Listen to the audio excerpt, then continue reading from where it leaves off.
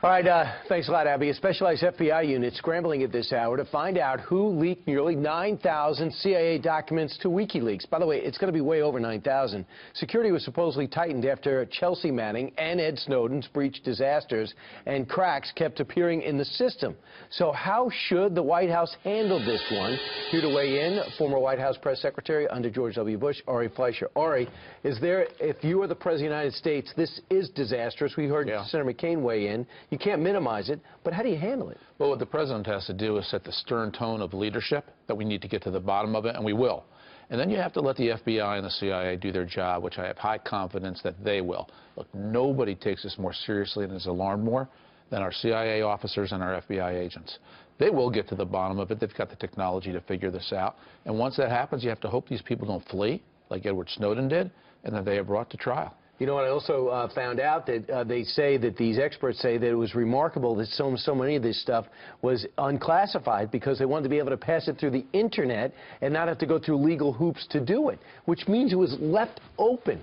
Yeah, I don't know how this happened. I just know it happened. And you would have thought that the United States government would have learned the lesson of the NSA, National Security Agency, when Edward Snowden was able to crack their files and give them out to everybody. It happened twice now.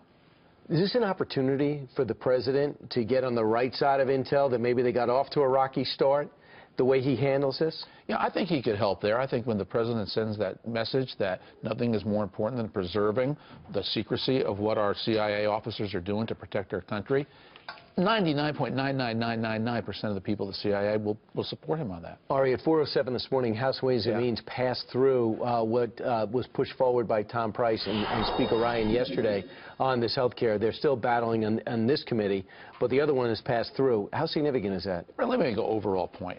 The news media and the way things are today are full of what's wrong. This group opposes it, that group opposes it. They don't tell you what's right. The fact of the matter is the House has already passed a budget to move this bill, which is highly unusual and done highly early, and Ways and Means passed it last night.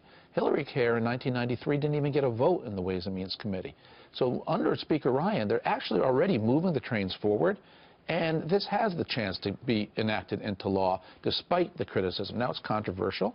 There will be amendments. There will be changes. Welcome to Congress. What's so different is the Democrats almost were in lockstep for 8 years with the president. I don't even know where the heretic was. Joe Manchin spoke out. He didn't get any access for 8 years. We're seeing a lot of people take on a lot of people in the same party.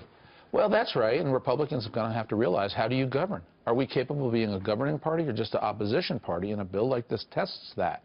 And there are many Republicans in the House who have never been part of a majority party before when they had a Republican president. So if we fail to legislate, we will get our clocks clean in the 2018 midterm election. Republicans cannot be the party of opposition. We have to be the party that gets things done. And we'll find out if they get things done, if it passes another committee and maybe the whole House and then on to the Senate, and then it'll just be phase one. That's right. All right, thanks so much. Always great to see you. My pleasure. All right.